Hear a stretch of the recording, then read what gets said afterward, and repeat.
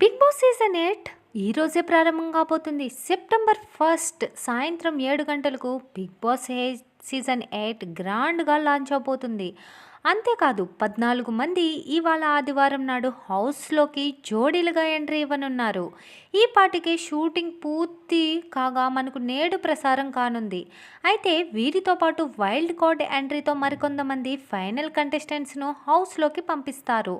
అలాగే wild card entry 3 నుంచి 5 వారాల మధ్య ఉండొచ్చని టాక్. అంతేకాదు అనిల్ రావిపూడి ఒకరు ఎలిమినేట్ వారి ప్లేస్లో మరొకరు వచ్చే అవకాశం ఉంది. వైల్డ్ కార్డ్ ద్వారా Jabardasth Rakesh and news leader Kalyani, model Raviteja వచ్చే అవకాశం ఉన్నట్టు సమాచారం.